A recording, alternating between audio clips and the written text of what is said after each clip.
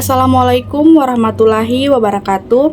Perkenalkan, saya Rosnawati Grisa dengan NIM 9414220082.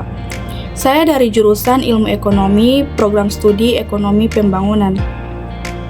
Video kali ini saya buat untuk memenuhi tugas mata kuliah Ekonomi, Keuangan, dan Perbankan. Pada video kali ini, saya akan menjelaskan tentang pendalaman keuangan.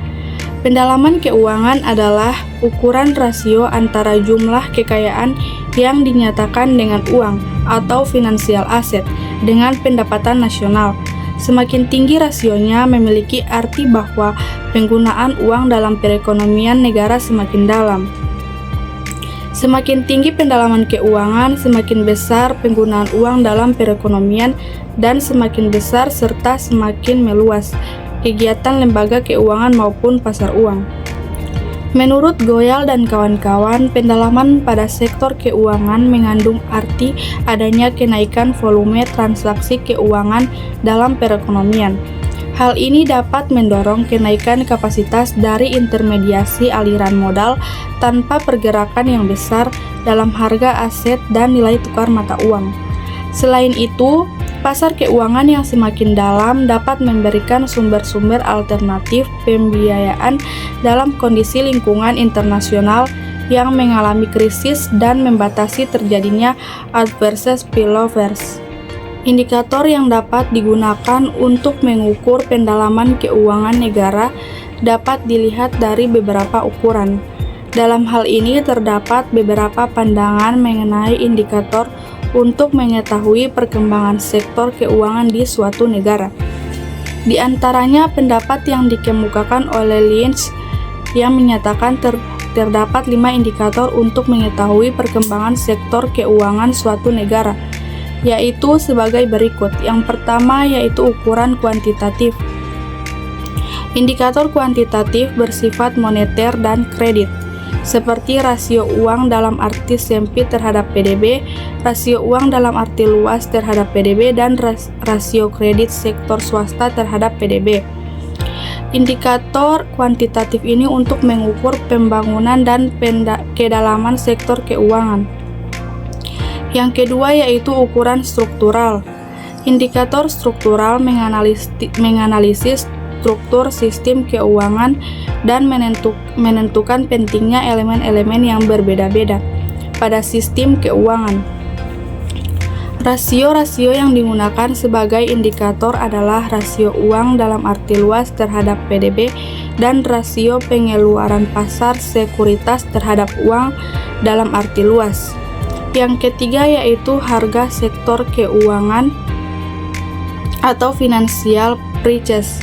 Indikator ini dilihat dari tingkat bunga kredit dan pinjaman sektor real. Yang keempat yaitu skala produk. Indikator ini dilihat dari berbagai jenis instrumen keuangan yang terdapat di pasar keuangan seperti produk keuangan dan bisnis, corporate bond dan listed equity, produktif investasi, produk pengelolaan risiko, dan nilai tukar luar negeri. Yang kelima yaitu biaya transaksi. Indikator ini dilihat dari spread suku bunga. Selanjutnya, faktor-faktor yang mempengaruhi pendalaman keuangan. Yang pertama yaitu nilai tukar mata uang. Nilai tukar mata uang mencerminkan harga mata uang dibandingkan dengan mata uang lainnya. Besarnya nilai tukar mata uang tersebut akan tercermin dari nilai kurs yang terjadi.